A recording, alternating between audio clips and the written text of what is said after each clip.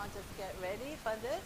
If you have a mobile device, please turn the sound off for sure. If not, turn the vibration off. And we'll be starting very soon. Just prepare yourself. I guess when Kun Beth said we're ready, you want to do the introduction and then we start. Maybe he's just getting ready.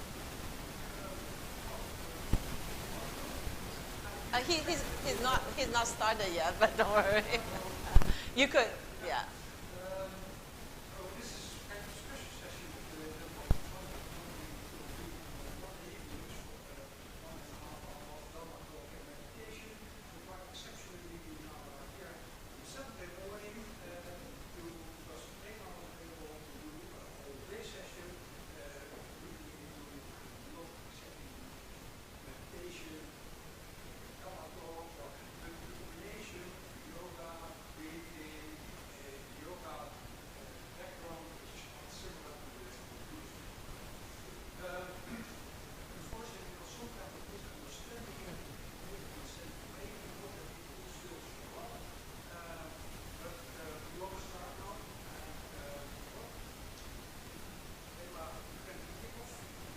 Thank you.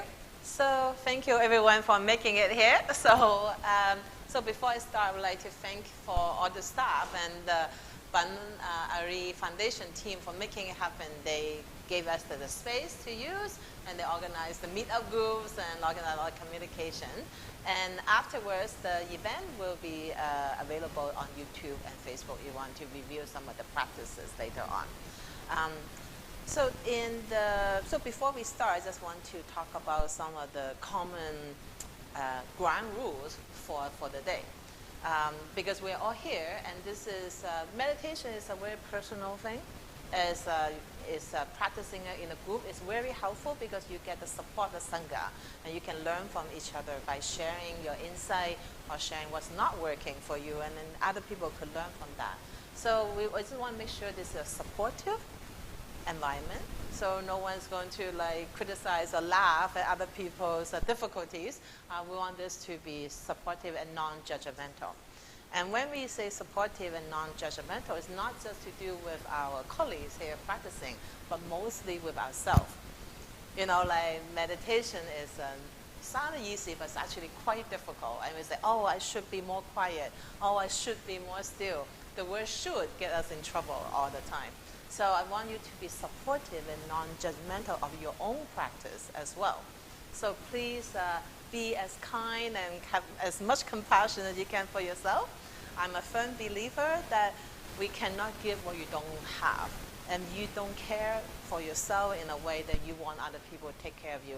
Actually, quite difficult for you to extend that to your neighbor, to your families and friends. So I want you to start practicing that for yourself. And we have a few hours to practice that together. And each session has a 45-minute. I will do a bit of explanation. I will provide some guidance on what worked for me, what I see that worked for my students, and then you could try that. And to try something new, I always find one of the biggest barriers is that we always compare it to what we know. We compare to our past experience, compare to our past learning, and say, well, this is not how I learn it. Which is obviously you're learning something new. It's not what you learned. So what I want you to do is, if you can, I invite you to try to put a pause on what you know and try to just observe what is offered here and see you can try it on for size, see how it will work for you. After the class, after the workshop, say, well, you know, I give it a good effort to try, and it's not for me. Totally fair, right? But if you're not giving it a proper try, the whole time you're judging it, then you're actually not actually trying it on for size. So I want you to try to have an open mind, have some curiosity, and say, oh, what is it? Try not to compare, but try to see it for what it is offering, and see if that works for your own practice. Like for me, I have found that many different practices work for me at different situations. So having more tools is always helpful, but we do need to select a few tools that we master, because those meditation practices takes time to practice. So I don't want you to be saying, oh, I need to do this, I need to do that, I need to master everything we learned today. You might pick out 2 or 3 that really work for you and really complement your regular practice. And then some of us say, well, maybe not now. Maybe later on you would hear another teacher and then say, okay, I heard about that. Let me try that again. Maybe it worked for me then. So just plant the seed and see how it feels. Yeah. So be open-minded. Have a bit of curiosity of what you will learn and practice today. And lastly, is that I want you to have fun today. Meditation is a very, very serious matter. Some people take it too seriously, and then we end up too tense. Like, in order for us to get into this total relaxation but total alertness, our body and mind need to be relaxed. If we think we need to accomplish certain goals today, I need to do this, I need to do that, your body and mind actually resisting it. So having fun is actually one of the best ways for us to relax the body and relax the mind. And anything that's not fun, you may force yourself for a few months and then you, forget it. I'm too busy, I have other things to do. So I want us to try to look at this breathing meditation practice as a fun way to spend your time and your energy. Is that okay with everyone? We try to have fun. We try to be non-judgmental and be kind with ourselves, and we try to be curious about this different way of practice. That's okay with everyone? Okay. So now that's the ground rule. And then now, before we actually get into the practice, I think we should all, I invite you to share what is it about you, what is it about meditation that really worked for you? What you are getting out of your current meditation practice, or what you hope to get out of your meditation practice, and what you hope to get out of this breathing tool as a part of the meditation package. So I could start with me first. I could share what I got out of meditation and why breathing helped me in my meditation practice, and then we take turns. Is that okay, everyone? Okay. So when I started my yoga learning practice, I hated meditation. I'm like, I cannot sit still. I'm constantly doing this and that. I'm like queen of multitasking. I cannot meditate. And I resisted for the longest time, and not until when I accidentally got into this meditative state by doing really deep hatha yoga. Hatha yoga is a yoga practice where you hold a posture for a long time.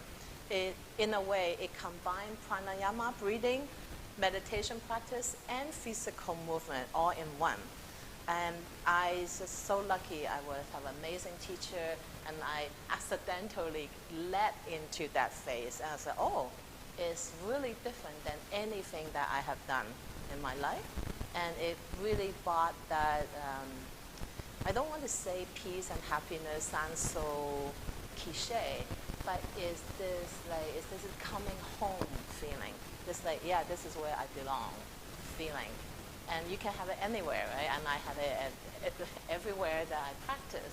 And it has nothing to do with where you are, nothing to do with what you do in life. And it's this peace that is there.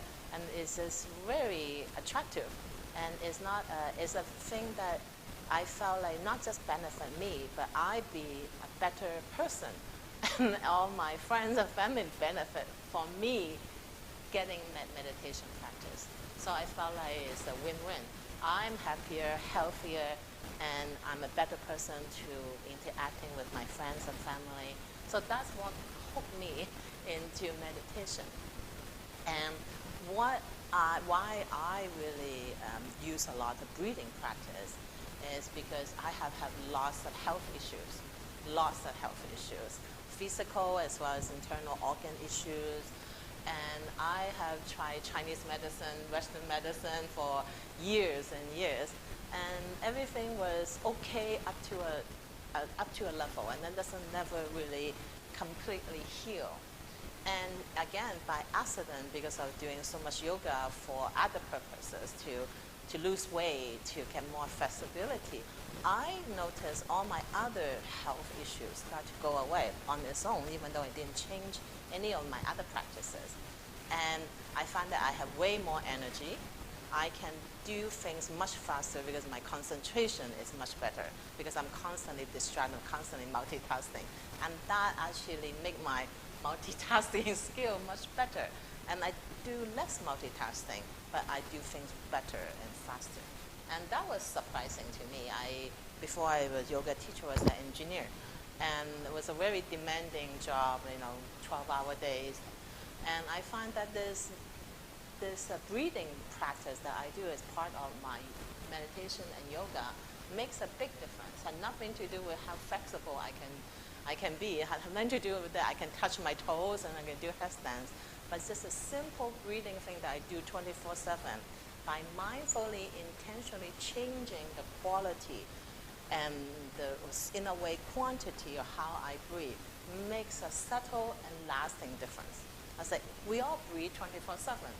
Why not leverage this thing that we do anyway for mental health and for physical health? So that's what got me into this. That's why I'm quite excited about sharing this practice. So now let's start with Rin.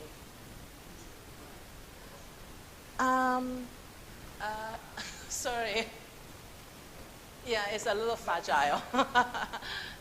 So you speak up and then I will try to repeat it for the online.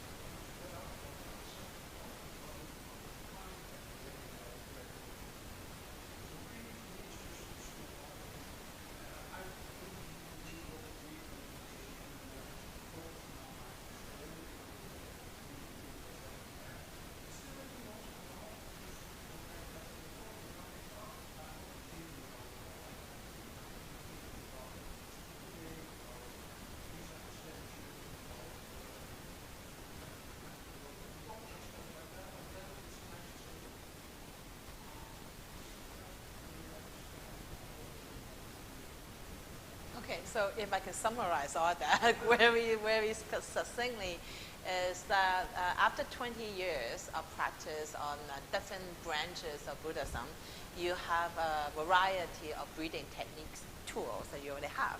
And at the moment, or recently, you've been really focused on more uh, um, the inner understanding of your own mind. In yoga, we call it the mental yoga. It's not about stretching your limbs anymore, but really trying to understand and fine-tune the mental functioning of the mind. And so once in a while, you do find that, coming back to breathing practice, fine-tune increase your tools of breathing is helpful. So that's why you're here. Great, thank you.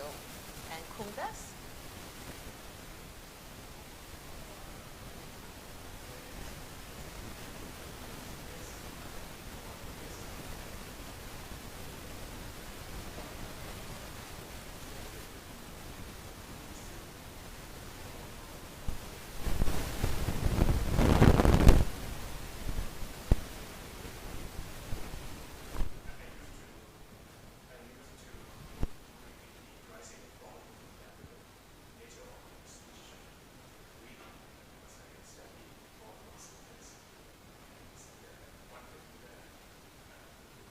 Yeah, yeah.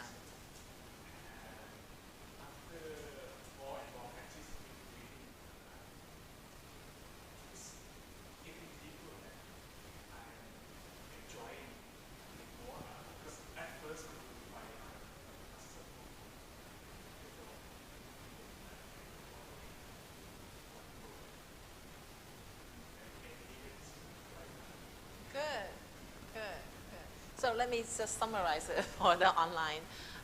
So Kun Bess has also been practicing meditation for over 20 years, and he started with abdominal awareness breathing technique. And since Kun Bess had been studying a lot of sutras, and he noticed that Buddha himself had actually used a lot of breathing technique. He subscribed quite a few. And so when he following that very, very simple technique, and he found that with that awareness breathing technique is actually his practice in meditation practice going deeper. So yeah, I totally agree. Less is always better when it comes to breathing. So come on in, yeah. And sorry, sorry, I didn't quite catch your name. Okay. Introduce myself. My name is Bob. I'm living in Mumbai, born and raised here. Um, I think I was growing up as a Buddhist. You were asked to follow some of the principles that you don't understand what's going on. You don't really realize that what's good for you and why you're doing this. And so I always grew up curious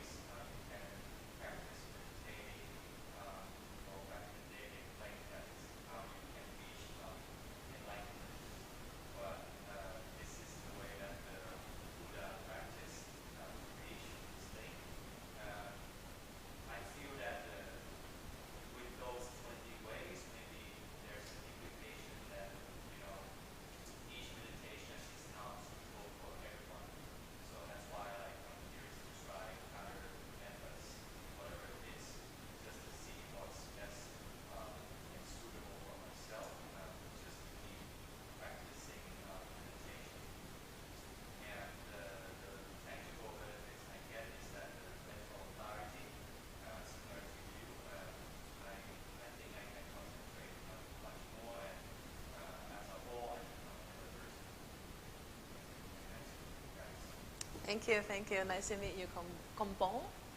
Bon. Oh, okay, Bon.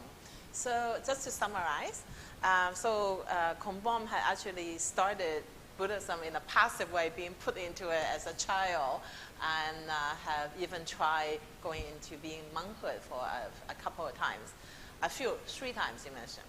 So, and then later on, didn't quite feel engaged, and you left and become a self-claimed atheist. I mean, it's interesting. Buddha himself is an atheist. He did not believe in God, and he told his disciple, "Please don't make me a god because I'm not. I'm a human being." So, I being an engineer, I would say I'm an atheist, and I totally believe in Buddha's teaching. I totally believe in the Vedas teaching. Believe in the Buddha's dharma, and the teaching is very different than being superstitious or being religion and being spirituality. Those three things are very different, but sometimes people think they are the same, but obviously based on our experience, being superstitious had nothing to do with being religion had nothing to do with being spirituality. Sometimes they overlap, most of the time they're not. So I think, like, for me, I try to approach this from a scientific, spiritual point of view, what makes us become a better person, rather than what makes us become a more devoted person. So that's part of my limitation. I'm not a super devotee, so to speak, to any particular god or to a super being, but I do believe that we have the same universe, divine, in all of us. It's just some of us have it covered up a little bit more than others. Yeah, but it's hard to have the same respect for your mother, for your best friend, and the cockroach. They are all the same in vanity, but it's so hard for us, especially for me, to still have equanimity against everyone. But that's part of our teaching, part of our learning over life. So yes, so sorry, getting back to your summary, is that I think it's actually had the same other theme. Having teaching and dharma is one thing. Having the physical practice is another. The two need to complement each other, need to almost reinforce each other. Like Buddha, he had lots of teaching and learning before he started the practice of meditation. And while he practiced meditation, he teach both meditation technique and dharma, not one or the other, but both. So if we only focus on breathing without a proper understanding of the sutras, of the teaching, we are just collecting a bunch of raw data, but we don't have the skills to analyze them. So, and if all we have is intellectual understanding, but we actually never sit down and look within, then we just know how to cook based on a cookbook, but I never actually cook anything. So we do need both. So today's practice, we are really going to focus on this cooking skill, cooking and how to meditate comfortably and deeply for ourselves. And this is not a Dharma talk today, but it's very difficult to separate the two.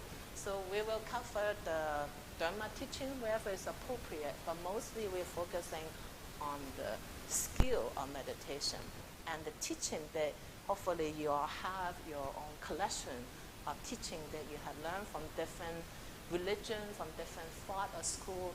All the teaching at the end is the same. It's all about love and compassion. How do we be a better person? There's just as many people as there's many meditation skills and practices and approach. There's no right or wrong, just whatever that works for you at this stage of your life. And use that as your skill to analyze the experience you get in your meditation technique. I mean, in your meditation experience. It's really important when you get those lovely images or lovely pieces, analyze them properly.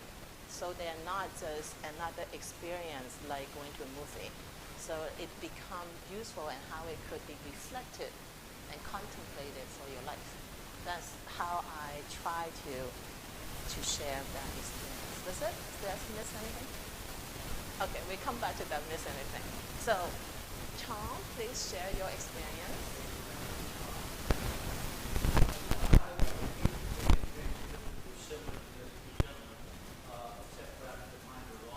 Oh, there's not a competition, Tom.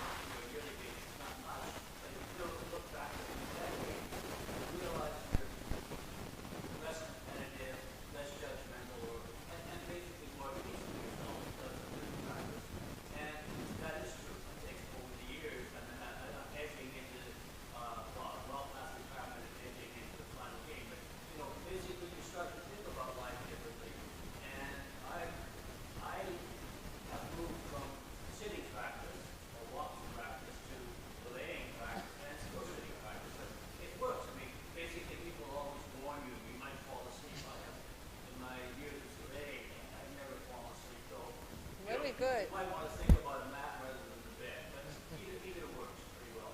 And in terms of also these insights, yes, they do come. They get the calmer mind definitely sees deeper.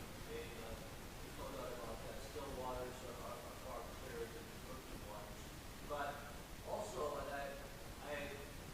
I often use meditation as a source of recharging my batteries. I can lay out and get into a modest trance-like state, and I can sit there and do that for 45 minutes or an hour. Afterwards, my mind is stronger, and so is my spirit. And that seems to be, if life gets to be very hectic, right? It doesn't get any less hectic as you get older.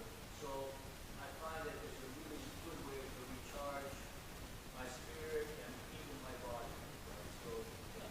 So I would just say it's been a huge plus, and I'm quite happy that I got into it, in and out of it for all these years. Great. Wow, thank you. I mean, look at your voice. It's like really powerful. Huh? It's not like someone who's like, oh, you know, I'm old. No, no. So to summarize Tom's disclosure of why it works for him is that over the years, like how many years, Tom? Well, 40? I would say from 25 to 78. Oh, wow. Wow, close to 60s years of experience. That he had found that over the years that he become less competitive, more at peace, and what was that third one you mentioned? I would just say more satisfied with life. More satisfied with life. It is what it is. Yeah, yeah. And actually, yeah, bliss in Sanskrit, ananda, is actually means complete satisfaction. Yeah. That's actually what means not blissfully happy, but satisfaction with everything. So yeah, you're able to get to that, and also as Tom's body start to age, he have developed advanced skills. The yoga nidra, that's what we call in yoga, is actually lying down. Mental meditation is actually quite difficult. Most people, after 2 minutes, they start to snore. And it's actually not easy because you are in this deep stage of your body is like deep sleep, but your mind is completely alert. It's quite difficult. And some of those, like when I first teach that, literally 2 or 3 minutes, half the room is snoring. And then advanced students can get to 45 minutes. So congratulations. It's not easy. Don't suit that. And definitely a mat is much better than a bed. So try to do that more. Yeah, yeah. And so meditation does work for different stage, from different culture background. It'll work in our, but it does takes time. We do need to be patient and kind with ourselves when we have a bad day. Don't say, it's not for me, I cannot do it. Sometimes it just happens. Okay, so please.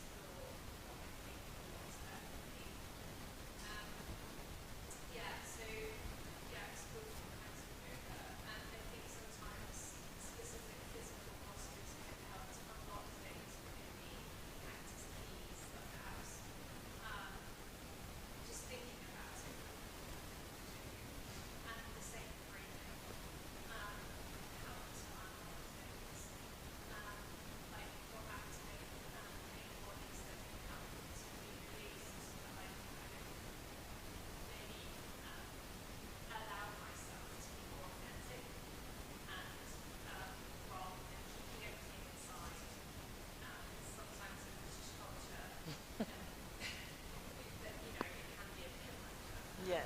So, so sort of trying to express myself and be able to emotionally regulate myself. Very So that good. I can kind of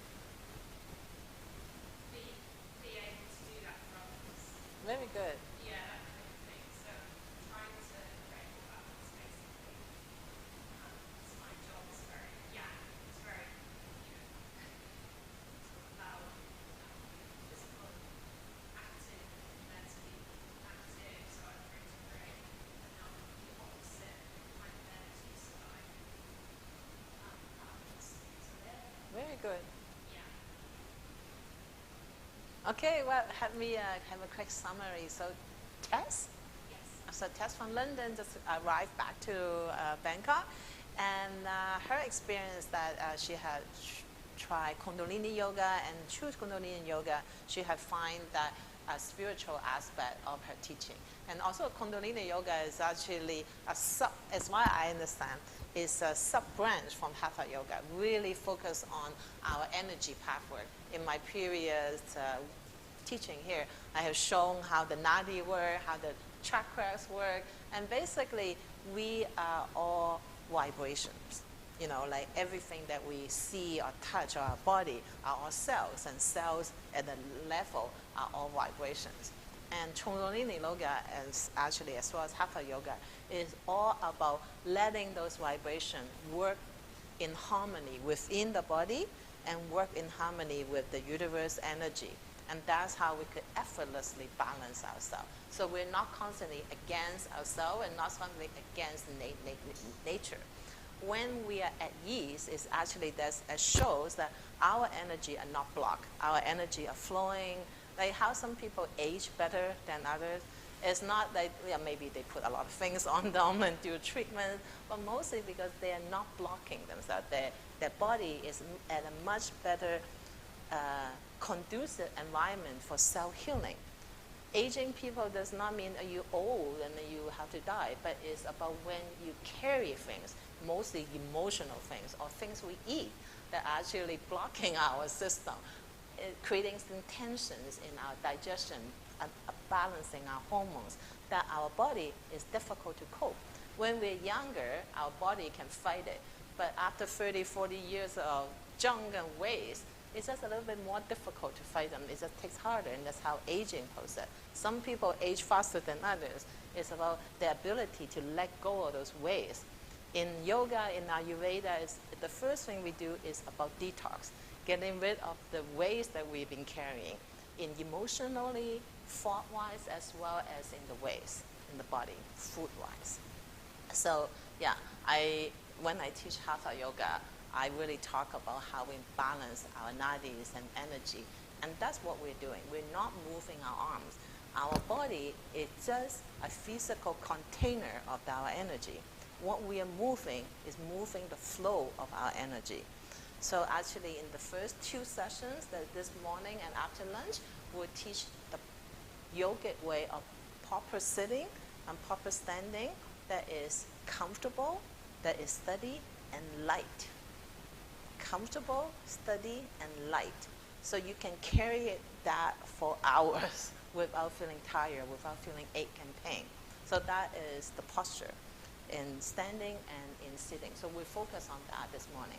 And then after that, we will look at the rhythm of our breathing. So the teaching today will be in sequential ways. So, but because breathing and meditation is a very personal thing, we don't have to be all practicing the same pace. Obviously, with different skills, we will be able to progress differently. So we will always start from the first step, move towards what we will learn at each of the working with each of the sections, so you can progress in what you're comfortable with. Now, another thing, breathing not only affect our energy, but it mostly affect our nervous system and our endocrine system. Endocrine system is chemical in the body. It takes a longer time to see the effect, but it lasts much longer.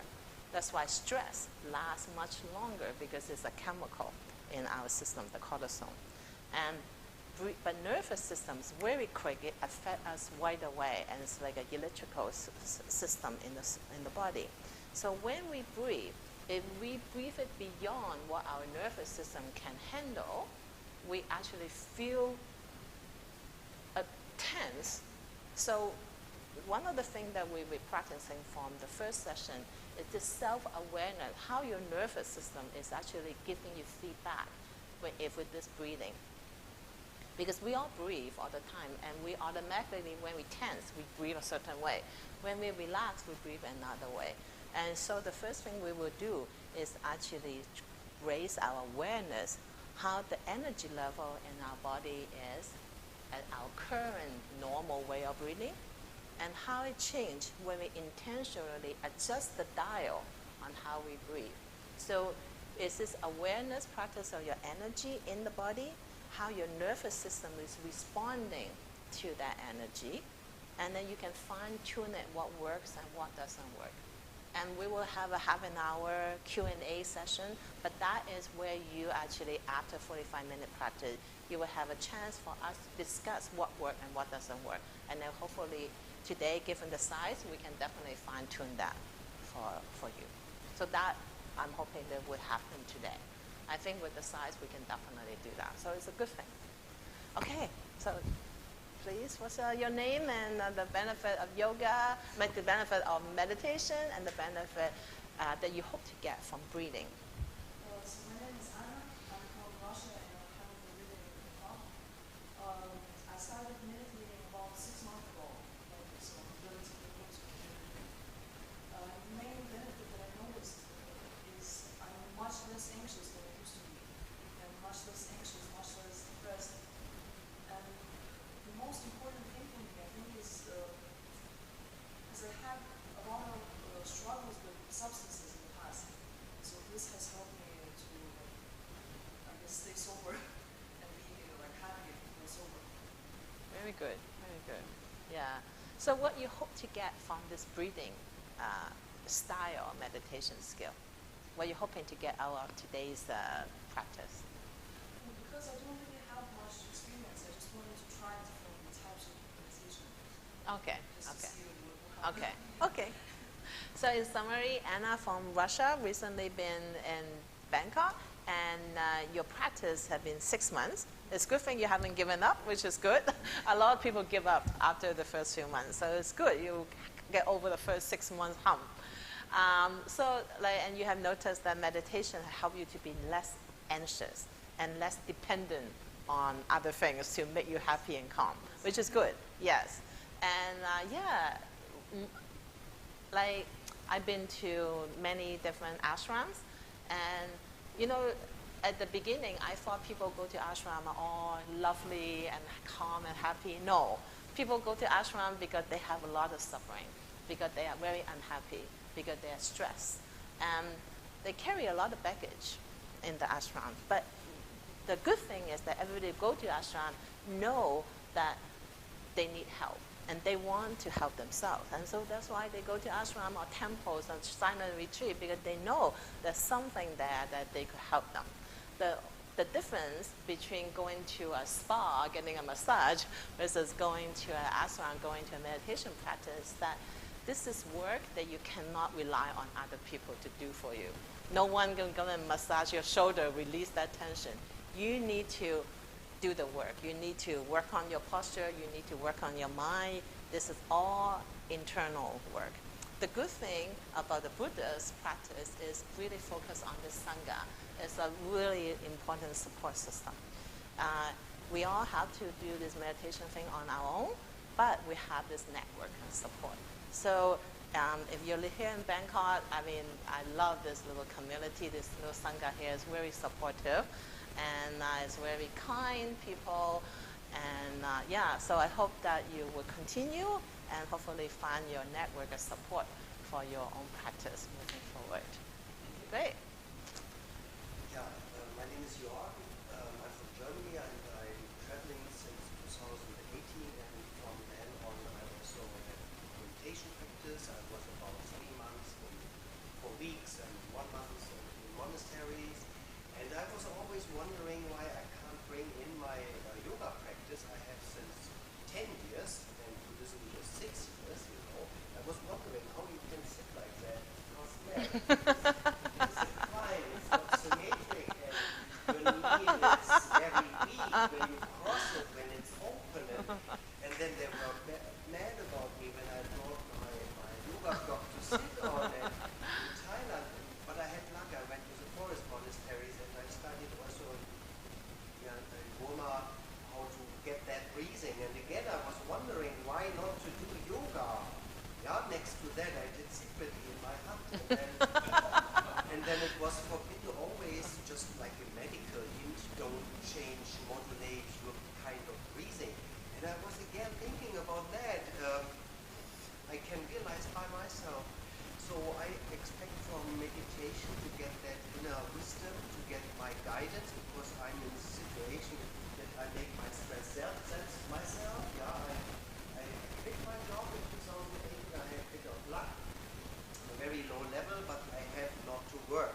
So I like my ego brings me out here and there. You know, my way of Buddhism is to get back on track, always again in my ritual daily practice yoga. I found Iyengar yoga school here. I'm anyhow blessed, and now with you maybe I get an insight into breathing correct how to manipulate myself.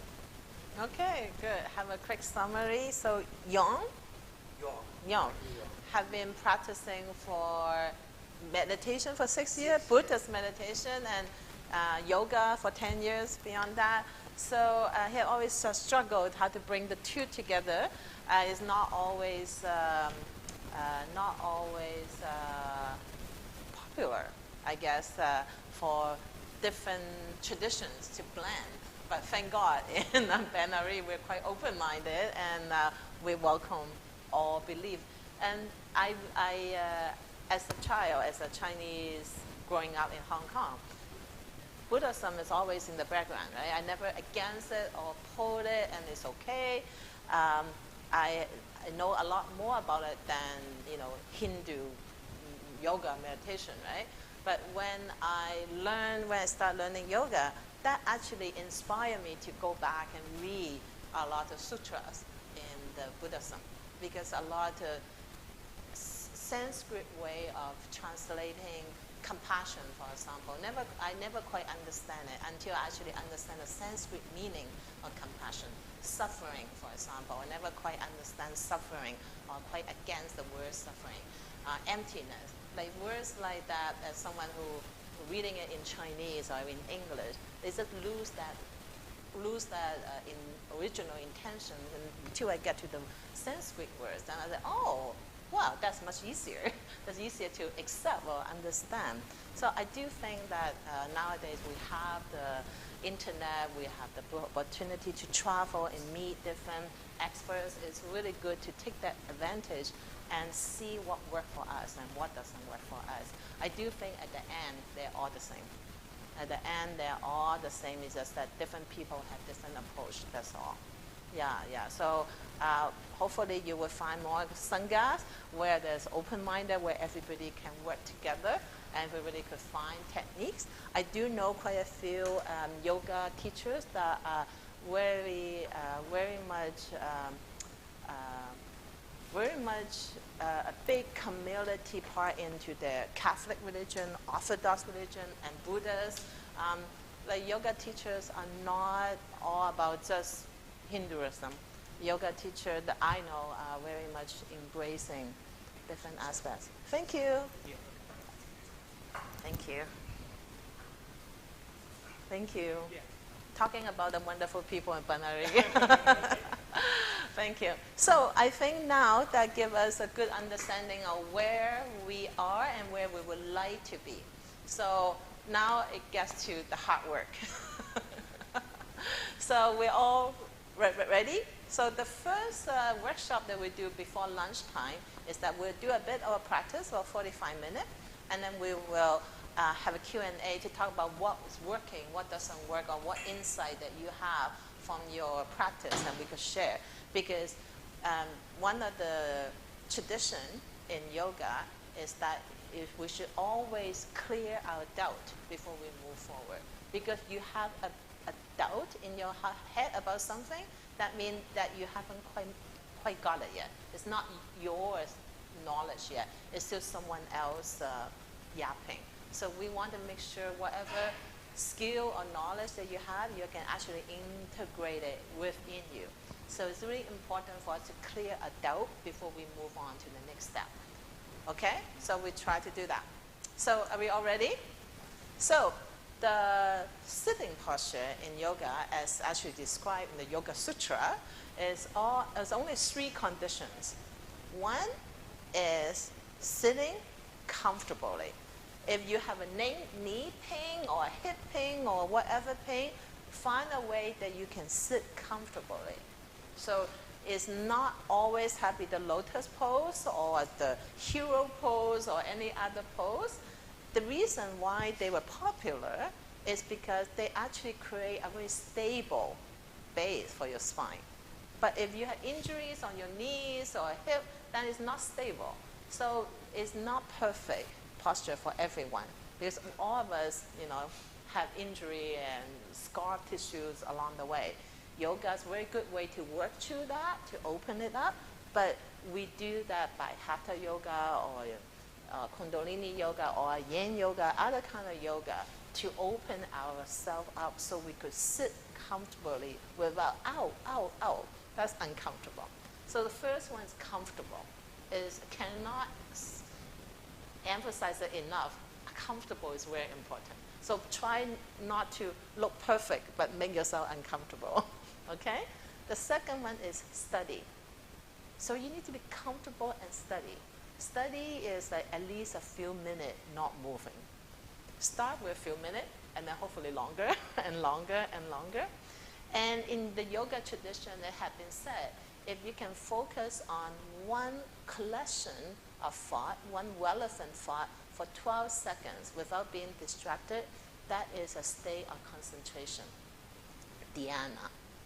If you can focus on one thing without any kind of distraction, including the experience of that one thing, without noticing that you're looking at it, without noticing that you're thinking about it or analyzing it, that is meditation. So that is 12 times 12. That's 2.5 minutes. So if you can sit still and comfortably for 12 seconds, that's a foundation for a concentration practice. If you can sit still comfortably without moving for 2.5 minutes, that's the foundation for meditation. So you have to find that posture for you at different stage. Maybe at the morning, you're a little bit tight, you need to sit in a different way. Maybe in the afternoon when you've been walking, your joints are a little bit loose, you can sit more like convex. You can sit very upright and comfortable, and you can sit for 2.5 minutes without moving a hair. Then you can do that. But different people, different things, depends on the time of day your body changes as well. And it's said in yoga, if you can be completely absorbed into what you meditate on, that means you do not see a difference between you and what you're thinking. There's no this thing. This thing become you. You merge with this thing. It's called absorption. It's samadhi. And that is 12 times 12 times 12, almost half an hour. So you need to find a posture that you can actually remain comfortable and steady for almost half an hour. So this is just to think long term, right? Okay, we don't need to be not moving for half an hour today, but at least aim for that. Not constantly, oh, I need to move this, oh, I need to adjust my leg, oh, I need to scratch. Just to think about, okay, what posture that will help me to not move in that stage, in that length of time. It would change over time, but start to just thinking long term, yeah? Now, another thing is, I mentioned, Yoga Sutra mentioned 3 physical posture, characteristic of sitting posture: comfortable, steady, and light. So sitting like this is not light. Sitting, pushing your hip or your knee down or slouching your shoulder is not light. Lightness, you don't need to flow up the stage or flow up your seat, but you are steady and light at the same time. Your spine is completely open. If you look at like some of the Tibetan Buddha's statues or Chinese ones or Indian or Sri Lanka ones, all the Buddha statues, they are super straight. For some reason, some of the Thai Buddha statues are not always straight. I don't understand why. I'm constantly trying to understand, maybe it's a style thing. Completely straight. If you look at any Buddha sitting posture, it's very grounded and light. It's never heavy. So when we meditate, we want to be very, very grounded below to provide a good triangle base, and very light. The reason why it's important to be light is all our energy flow through our spine.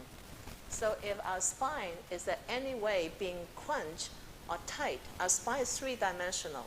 The front, the back, left and right. So we want to open the space between each vertebrae in all directions. So that's why it's important to sit.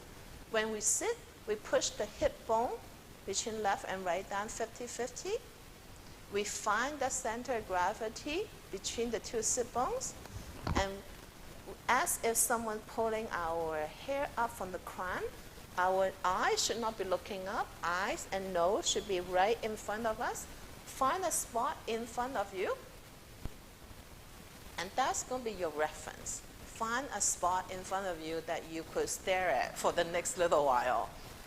It just have to be one spot that's not going to move. Don't look at me, because I will be moving. So find a spot right in front of you. So the first thing that you check is the crown of your head. You know, little baby have a soft spot that crown the head. Point that towards the ceiling. Check your ears. Make sure your ears, if you draw a line between the top of the ears, it is a horizontal line. Yeah? Like I have a tendency to go my head like this, so I constantly have to adjust my head. Yeah? Because we don't want to pinch any of our vertebrae on the neck. When you draw a line between your ears, it's horizontal. And when you draw a line between the two ears, make sure that line is sitting up directly above the shoulder, not in front. With so many cell phone operators we have in this room, likely our neck is a little bit cranked. So make sure this line between the top of the ear is directly above our shoulder. Yeah? Self-awareness. Okay, Tom, adjust your ear a little bit so it's more horizontal. Very good. And then if we draw a line on our shoulder now, try to imagine that line. Is it up? A bit forward one side or backward? We want to open our chest, open our shoulders, and allow the shoulder to drop. And we want this line in line with our ear. So if someone's looking down at us from the top, from the ceiling down to our crown of the head, it will see one line. It will see the two ears directly above the two shoulders. Yeah? Make sure your chest is open. Sometimes our chest is very tight because the way that we operate computers, cell phone, or we walk around hunched. Open our shoulders a bit. Now, see if this line between the ears, shoulders, directly above our sit bone. Most of us have a bit of curve on our upper back, especially the tall man. Try to make sure we open our chest. Have our shoulder blade together a little bit. Have them directly sitting on top of our sit bones. At this stage, make sure your lower back is not overly arched. Adjust your pelvic floor so the pelvic floor is directly pointing downwards, not pointing front or back. Just a very slight adjustment on our pelvic floor. Very good. Now, your legs are probably a little bit cranked now. Just try to see where the tension is. And just, if you need to open your legs, do that. I don't mind. Slowly scan your knees to see if where you're sitting is comfortable for your knees. The inside, the outside, the back of the knees. Good. And then go the way to your ankles. Make sure there's no tension, pressure on your ankles. And all the way to your toes. Now, squeeze your toes. Squeeze like you would make a fist with your fingers. Squeeze your toes like you would make a fist. Squeeze all your toes. Your toes, not your hands. Yes, squeeze your toes. Wherever you're sitting, squeeze them. We want to bring fresh blood all the way to your hips, to your knees, to your legs, to your toes. And then release your toes. And then stretch your toes like you would stretch your fingers. When you stretch your fingers, you open your fingers, right? Now stretch your toes. Wherever they happen to be, stretch them, open them, and see you can move each toes individually. It's very important we bring fresh blood and energy all the way to our toes. Because if your legs start to go to sleep, you're not going to be comfortable. Yeah? So make sure the blood and energy is circulating to your base. This is foundation for your meditation practice. Check the crown of your head, still pointing upward. Yeah, check your neck, so your ear still above your shoulder. Okay. So quickly relax. Go back to your normal way of sitting. So how does it feel? Is it too much? Is it too difficult? Is it okay? Some feedback will be, yeah?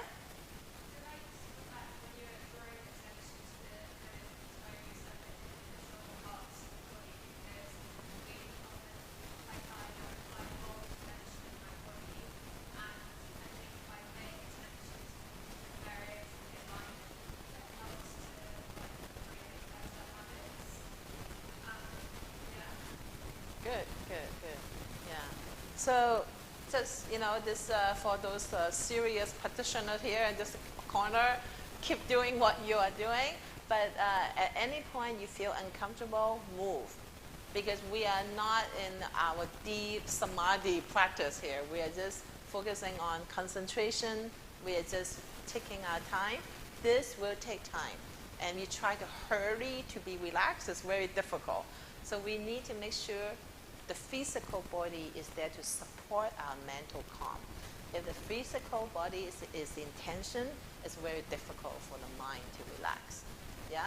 So this is part of the practice. It's like you're going to the gym to work those muscles. When you're working those muscles, it takes a bit of effort. But once the muscle are worked, once the muscle is strengthened, then you can go for your hike with ease. Then you can go for long walks without any stress. So we are not here to practice meditation together, but we're here to train your muscles and your mind to be ready for your meditation practice. Does that make sense? So it's going to feel differently than a meditation practice. Is that okay? Okay. So now, that's the physical posture. Now we're going to talk about how we breathe in the yogic breathing. So the yogic breathing is slightly different than the Buddha's way of mindfulness breathing. So I'm not a Buddha scholar by any means. I have practiced, have more experience with the yogic breathing than the Buddha's breathing. But I find that when I practice what I learned from the sutras, which is translation of the sutras, on how my understanding of Buddha's way of breathing is very similar to the very traditional foundational breathing that we have in yoga. So that's the practice I wanted to share as in our first class, very basic breathing. So the basic breathing, as I have been taught and how I practice myself, is that we don't breathe air, we breathe energy. Yeah, so we are energetic being. Air happens to be a medium that carry good air, good energy into the body. That's why when you walk down Sukhumvit and breathe, it's a very different quality when you're walking on the beach, breathing with fresh wave coming down. Because air is just a medium that carries that good energy to us. And we eat, we breathe, we face the sun, those are very foundational way of getting good energy. You know, back in the days when Buddha was meditating in the forest, he had good air. And that is a good media for him to use, and which is also the same for all the yogis who practice in the Himalaya. They have amazing air. And yogic breathing is a very good way to get good energy. But now, we live in a city. We live in some mega city that doesn't have the best air.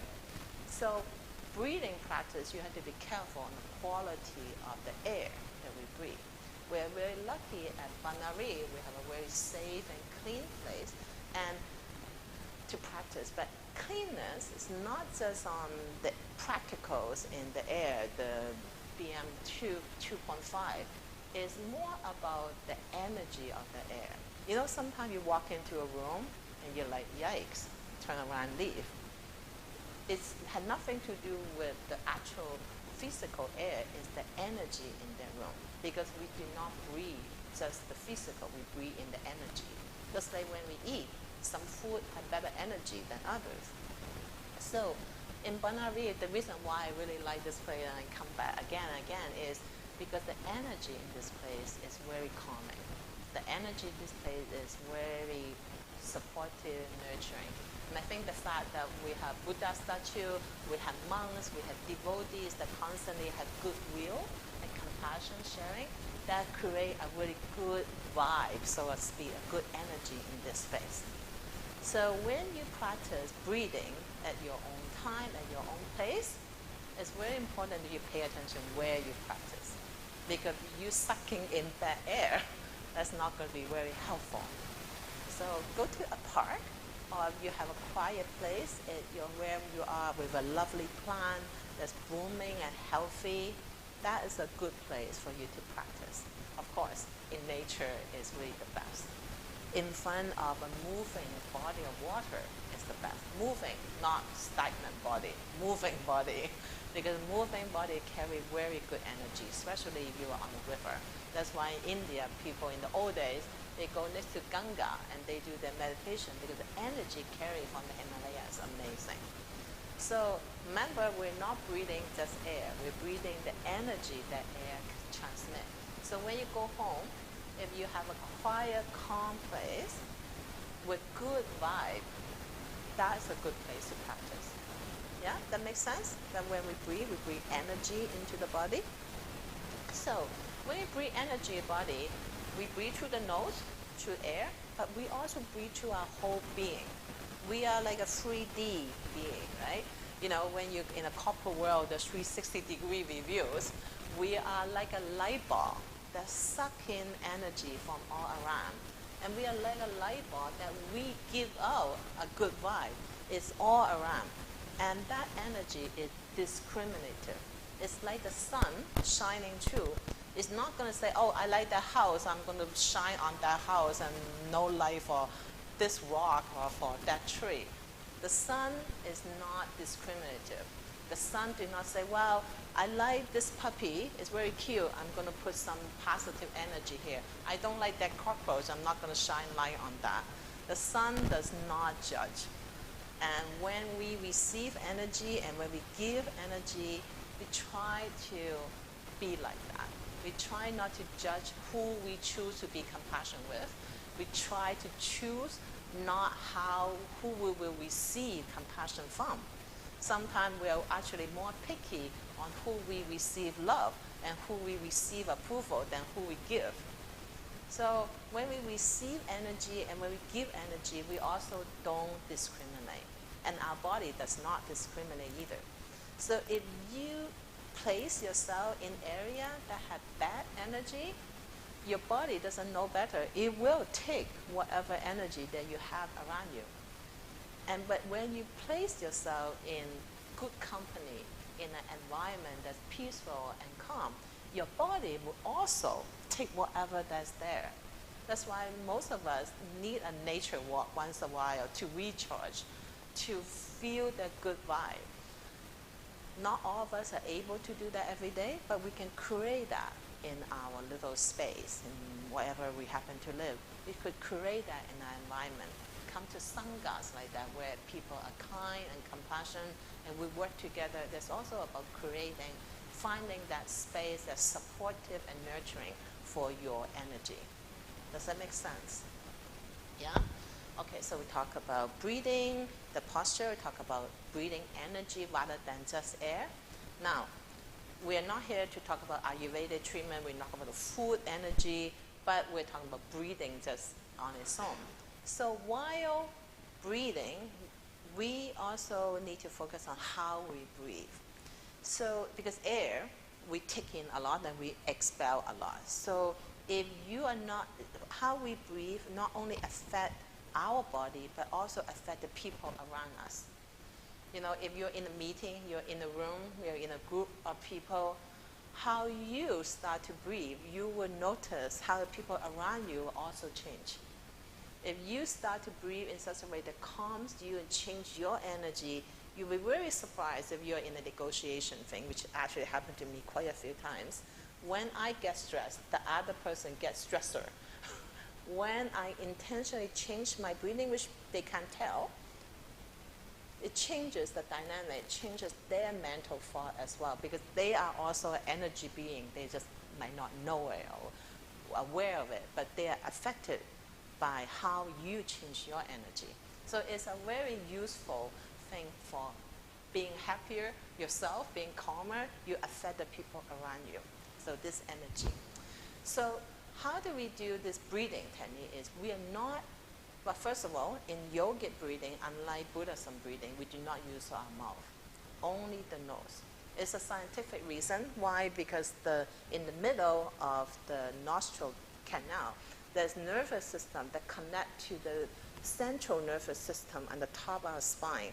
And when we gently allow air to come in and out of the nostrils, it actually soothes the nervous system. And that's directly connected to our vagus nerve.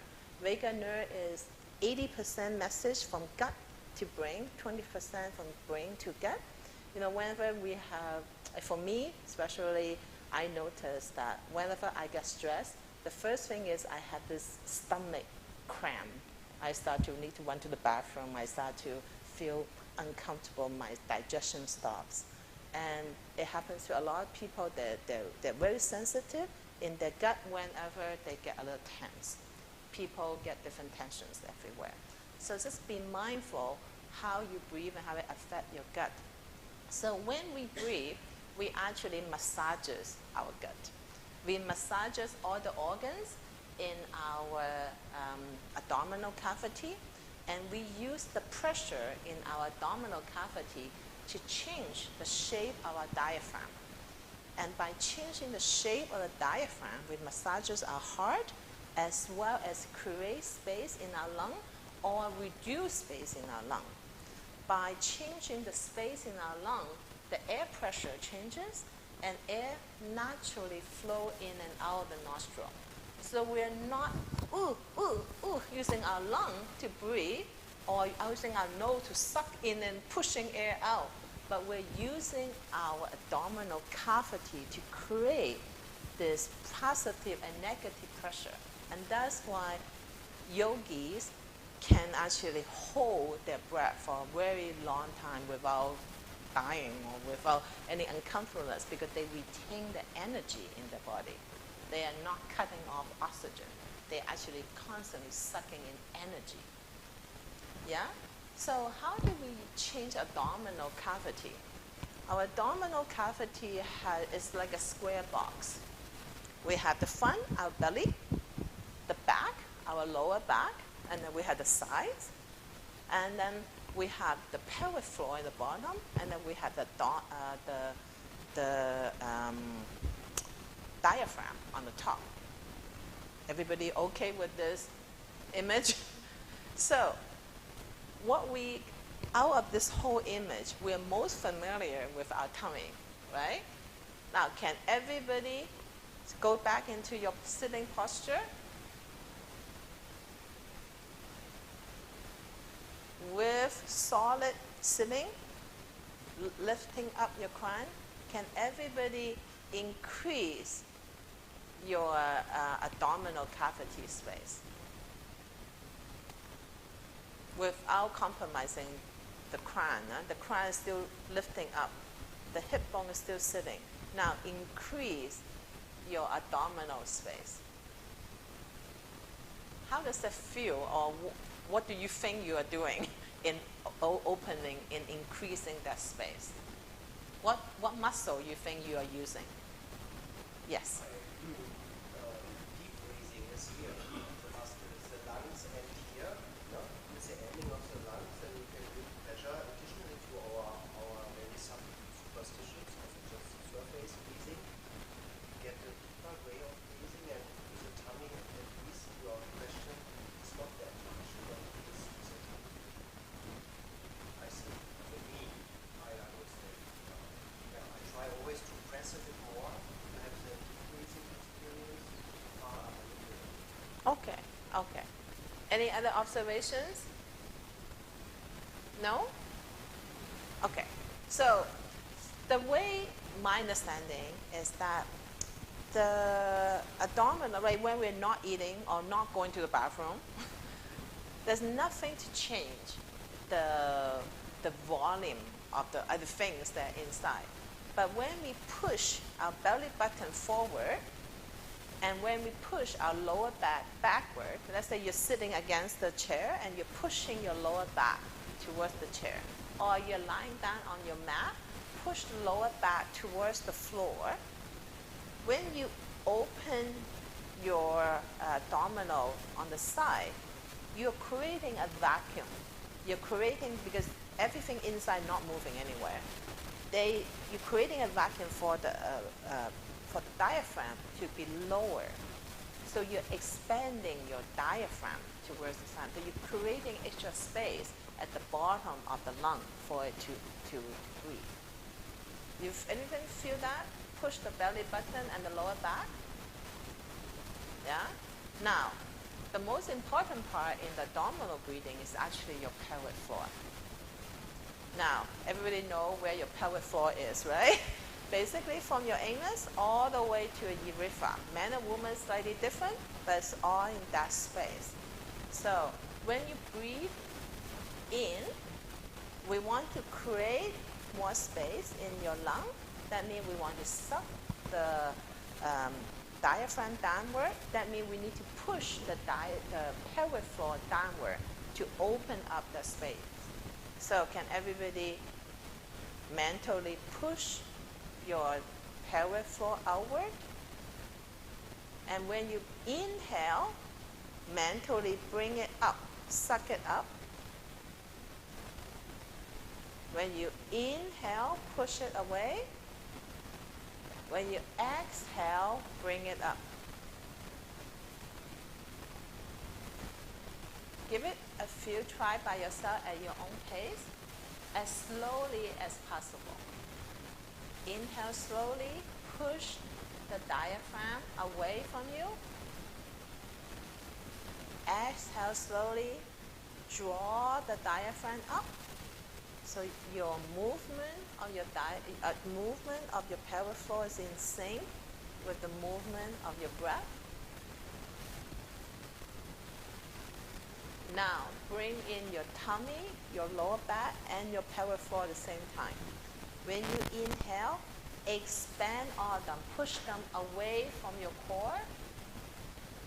When you exhale, bring them towards your core.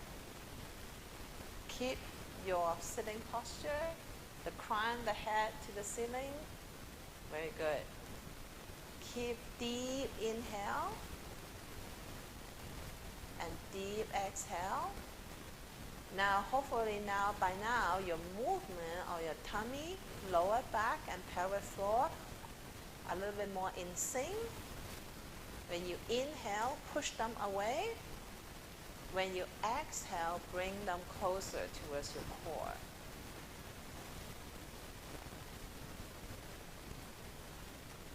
Do it 3 more times, and when you're ready, open your eyes so I know that you're finished.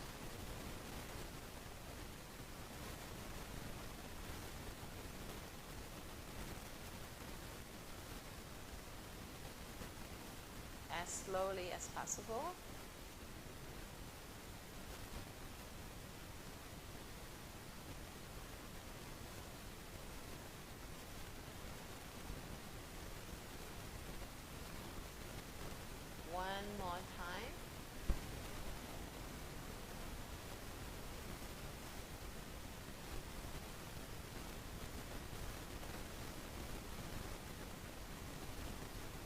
Okay, so most of you have finished. So, um, would anyone like to share how does it feel so far? What is working? What is not working? And any sensations that you felt? Anybody? Anybody feel any heat? Yes?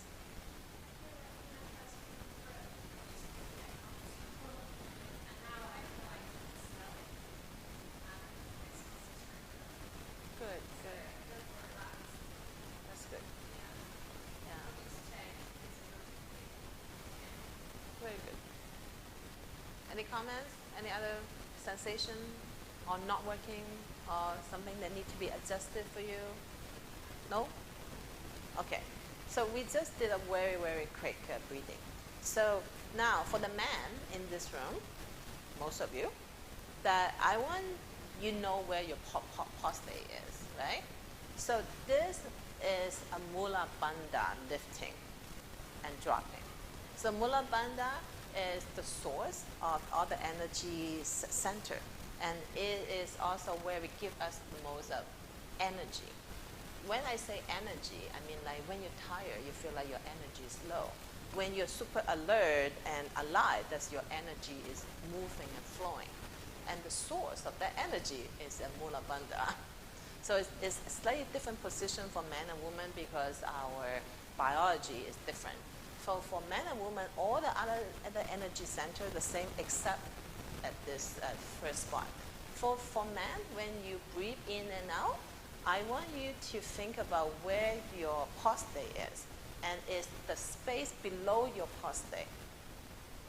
That muscle, I want you to breathe inward. When you inhale, push that muscle away. When you exhale, bring that muscle towards you, almost massage your prostate. Mula bandha has been known to massage prostate for men. It's a very, very healthy thing for men. As you know, prostate health is very important and is underappreciated. So, any question from the man in this room? Don't be shy. This is a medical thing. We're just here to improve your prostate health. Yes, Tom? Oh, okay. Yes?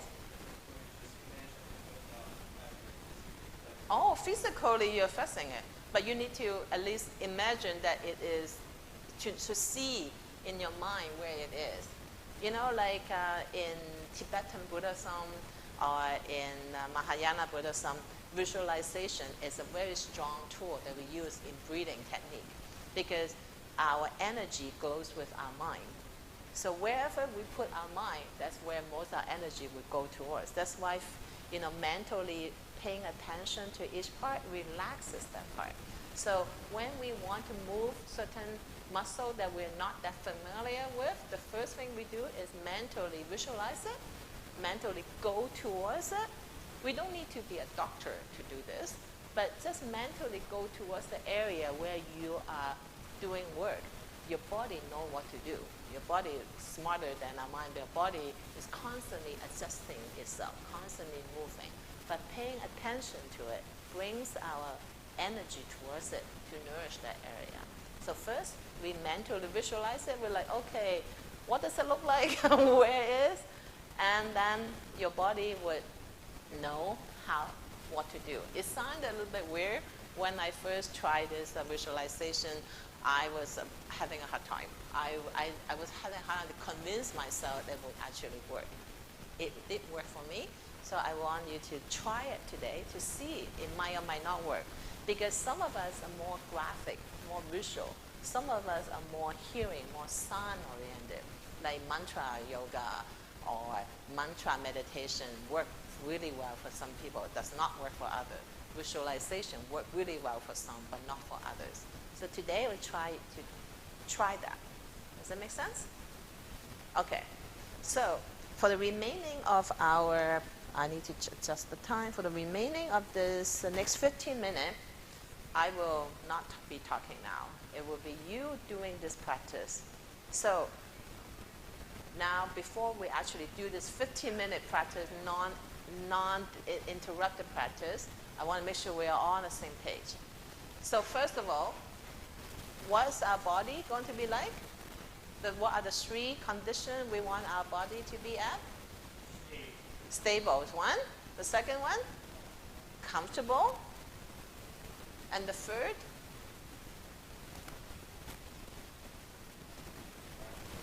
Huh? Light. Light. Relax is part of being light. So make sure I see a few posture like this, yeah?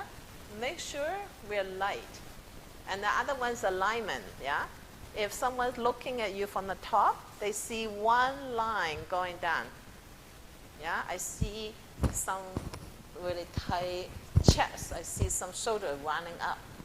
You know, this is, at the beginning, is going to be a little bit unnatural because we're used to this. Try to open up your chest, yeah? And visualize your vertebrae open up. Your vertebrae is like a fist. Have 4 directions that it can move, yeah? Try to visualize each vertebrae being relaxed and happy, yeah? Open itself up. Now, as we breathe, visualize. Now, just visualize your tummy. Visualize our abdominal. Each inhale, it's like a bellow. It's like, you know, we go to campfire, we have a little bellow that push air in and out to the fire. Visualize that as we inhale, we open up the space to suck air through our nose to the lung, to the bottom of the lung. We want the air go all the way to the lung and fill in all the little holes, little cells, little pockets in our lung. As each exhale, we are bringing all the muscles to the tummy, allowing the bottom of the air from the bottom of the lung slowly percolate up and then slowly come out.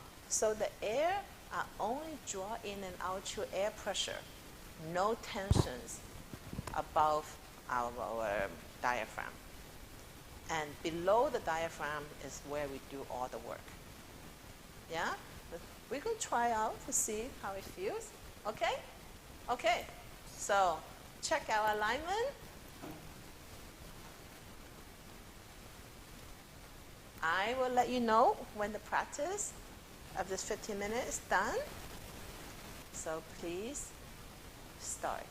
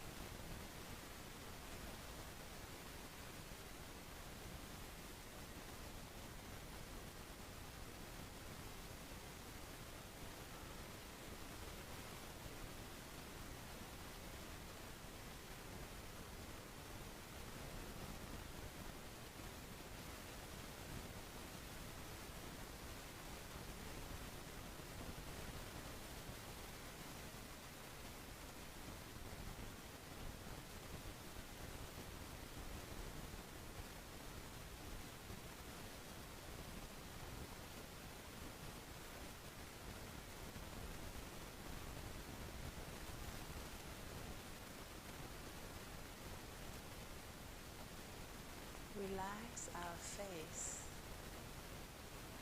I see some tense faces around. Relax.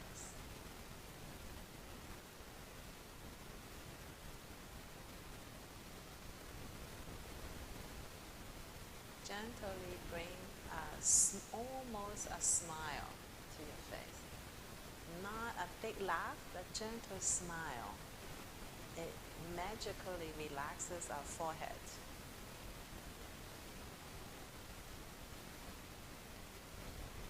Close our mouth and allow the air to come in and out to our lung by the pressure, by the air pressure alone.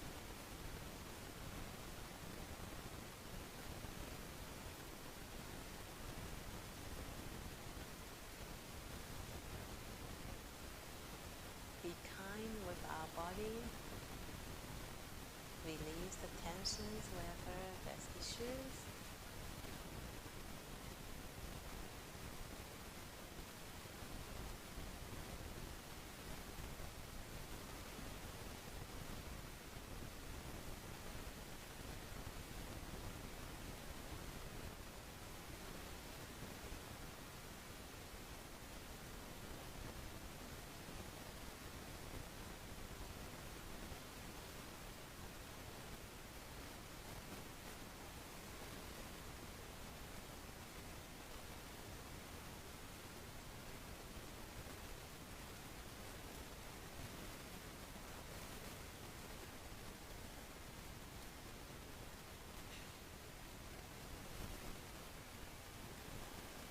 If you find your mind wandering around, it's okay. Just acknowledge it is. Bring your attention back to the tip of your nose and magically help to connect to your brain, to your pituitary gland, to your third eye.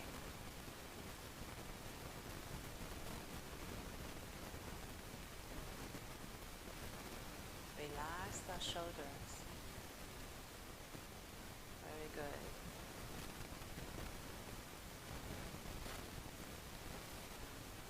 Bring the chest bone upward a little bit. Yeah. The bone in our chest, bring it upward towards the ceiling. Very good.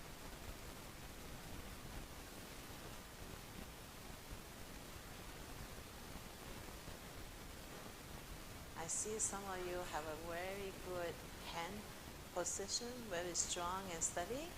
For those of us that are fidgeting with our hands, just relax and open your palms and put it on top of your knees if you feel like it. It helps to open up your lung.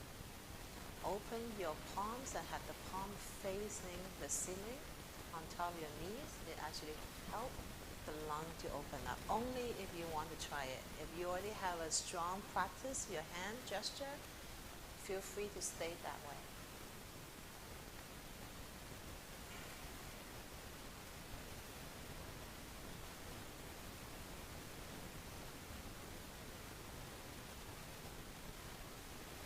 Bring the chest bone towards the ceiling, the crown, your head towards the ceiling.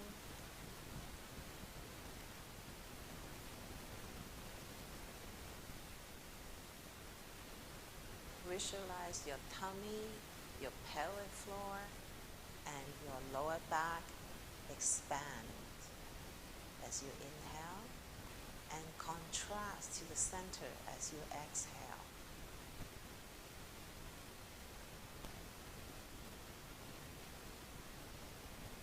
Just watch how your body and your mind responds to this type of breathing.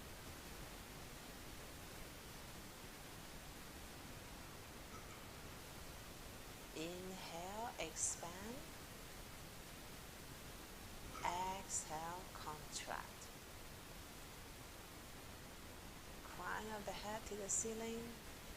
Relax the shoulders and the neck.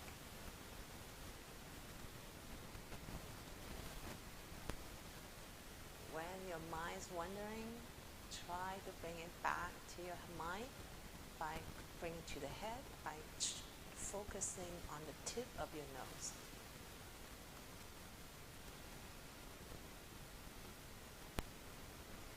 it's normal for the mind to wander. It's okay. Just bring it back to the tip of the nose over and over again.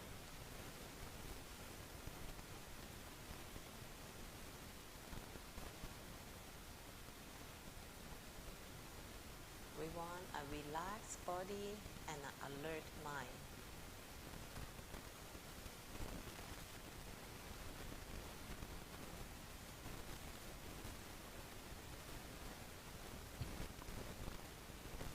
More than halfway already. Continue your practice.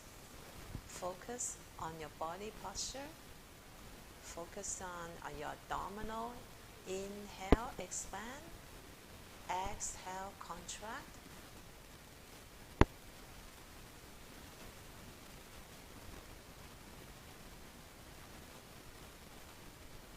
When your mind wanders, just bring it back to the tip of your nose. Relax your face. Bring a gentle smile to the tip, to the edges of your lip. Allow your forehead to relax. Allow your eyes to relax. Relax your eyebrows. Remember, we have make a promise, we will have fun. Relax the eyebrows. Very good. Crown of the head to the ceiling. We want to be light and comfortable and steady. Light and comfortable and steady.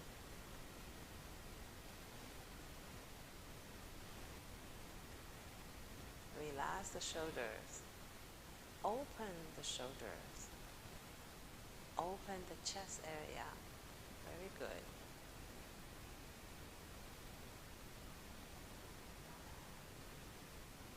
Each inhale, visualize abdominal cavity expand. Each exhale, visualize your abdominal cavity contrast and bring in the energy.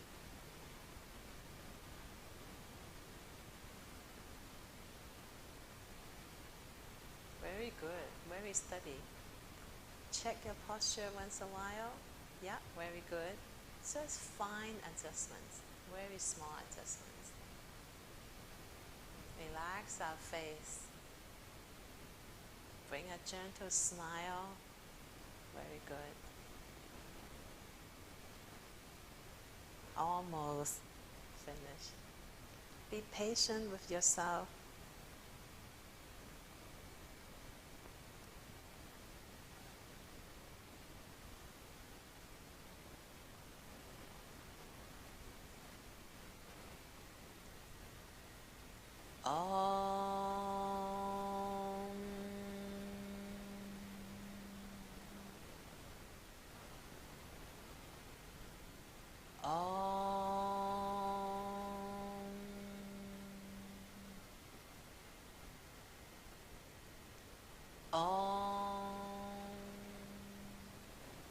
Now gently be aware, bring awareness back to your surroundings. Relax your limbs if there's any tension. So this is a very short practice. How does your body feel? Welcome. How does the rhythm of your breathing now compared to before? How's the rhythm of your heartbeat compared to before? Yes? We are so sorry for our inconvenience because the rooms, you have to change the room to use an activity from this room to the next room. Okay, and I will show you the image going to this channels that the new rooms and activities. Okay, pick the shoe up from the first floor and go out that door. Yeah, you see the bridge. Okay, cross the bridge to the end and turn left. You see the last room. Yes, we need the rooms. Okay, so when do we need to move?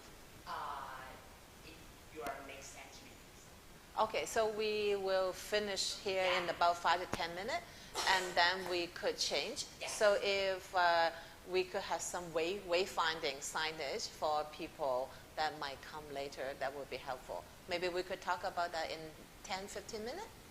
Can I come find you in 10, 15 minutes? And Because we're not finished yet.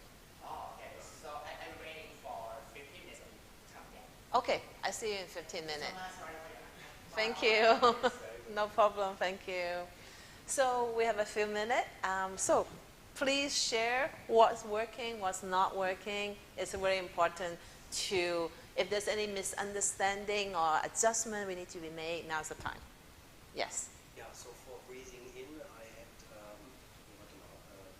to breathe out, I have contraction of the tummy.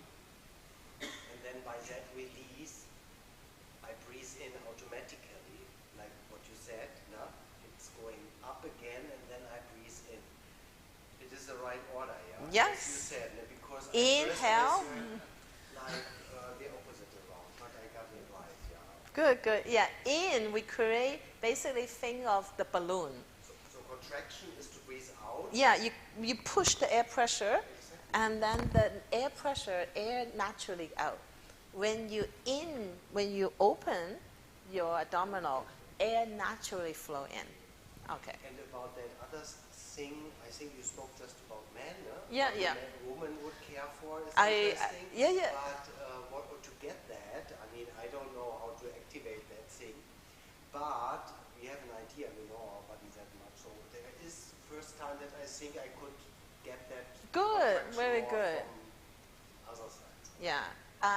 Mula Bandha is a very regular term that we use in yoga, especially when we want to activate our energy. And today, part of the exercise is for self-healing. So we need to activate our energy. That's why I bring it. Now, if we were to teach a normal class, especially a lot of young people, I do not talk about Mula Bandha because young people have abundant of energy. They don't need the additional. But as we are getting older and as we need a little bit more energy, we need to activate our Mula Bandha. So it's not a common thing that we practice, but in Kundalini Yoga, we practice Mula Bandha quite often. We will, maybe in the next class after lunch, we talk about some of the technique we could use to be more aware of it and how to activate it. It's quite helpful. I only talk about it for men this morning because for women a lot more complicated, and we will talk about it this afternoon. Don't worry. It's similar to women. We don't have prostate, but we have anus and we have a urethra. It's the muscle underneath that, but women concave the head. It's a little bit more powerful, so to speak. So we will also talk about it this afternoon. We build on that. Yeah.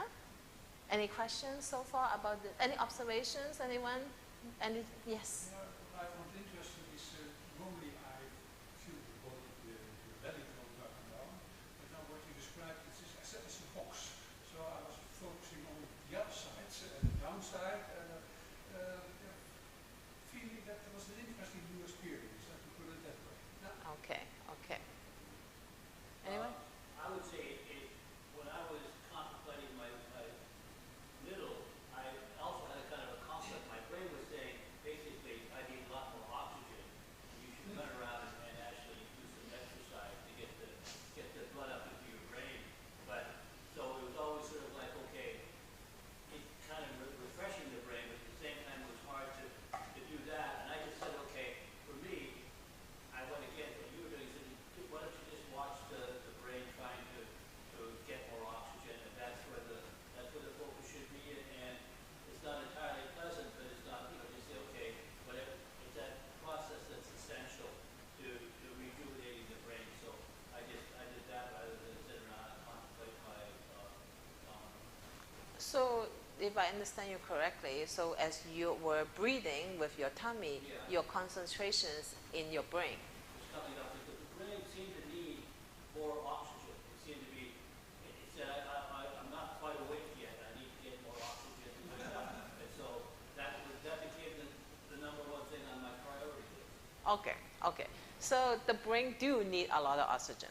And when we actually breathe deeply with our lung, most of the oxygen go to our muscle for movement, but actually significant amount, I think 30% go into our brain. Our brain needs good fat and need oxygen. So healthy fat, we all could talk about that for hours, but oxygen is quite important. But we do not pump oxygen into the brain by focusing on the brain. We allow energy and oxygen to flow into the brain by moving our whole energy, because we don't, in a way, is everything is connected to the center. Center is like, if you think of a river, this river is the center channel, and then there are side branches that go into our fingers, our feet, our brain, and by allowing the energy to move up, that is where we pump air and oxygen, so to speak, to our brain. So what we were practicing earlier is opening the pump, and that on and off button is at below your prostate. It's at the end of the spine. By allowing that to activate and generate energy, energy moves up. Yeah, so that is the theory and the science in the yogic breathing. It's not like there are 1, 2, 3 steps. They are all layers, and that is the first layer. So by focusing on this, like a lot of people would breathe to the third eye and focusing on the third eye. Nothing wrong with that. But basically, it's like I'm focusing on level 6 while my level 1 is not activated. So that is the layer issue. Yeah, so there's no right or wrong, just whatever that works for you. So I just, again, invite people to be more curious how this practice will work. Would you start to get dizzy? Will you start to be like losing consciousness and start to zone out? Or actually will actually bring more clarity to your brain? We don't know until you actually try it. Yeah, does that make sense? Okay, so we seem to have some room issue here. So we will figure it out. So, yes. Let's deal with that later. Yes. I'm not sure if this happens to my body, but when I start breathing with a natural rhythm, the muscles next to my eyes, they seem to be okay, but once I start breathing long ones, breathing in, unconsciously I felt that it just gets very tense. And then once I notice it, I start relaxing it. Good, good. Yeah. Well, maybe it's not. I won't say it's not common. Whenever our nervous system sends us a signal, we have to pay very, very careful attention to it. And our eye, the back of our eye, have a lot of nervous system to this canal. Similar, the back of the eye and our nose that connects to the central canal going up to the spine. So one of the exercises that we, in yoga, that we do is this really strong eye movement to train up the eye muscle and the nervous system behind the eyes. So if you when you start to breathe long steps, deeper step, that your eye muscle tense up, that means that something is being overly stimulated that is not used to. So not necessarily bad things, just like if you were to train a push-up. If you are choose to doing 5K and all of a sudden 50K, your arm is going to hurt. So maybe we just need to gradually train up that muscle, gradually increase the range of your eye muscle and your nervous system, not just through your eye, but through the rest of the body. So it's good that you're actually noticing it. Yeah. So nothing wrong with that, but be aware how you're breathing and adjust your breathing to match what your body is ready for. As I mentioned, nervous system is very fragile, and a lot of people get a high from breathing a certain way, and they focus on that experience and ignoring what their body is responding and what their body is telling them, which is the opposite of what we're trying to do, because we want to increase the awareness how our body responds to how we breathe, and then use that as a baseline to progress. Does that make sense? Is that okay? Yeah. If you, yeah, like some of the, like there are lots of type of breathing, especially in yoga.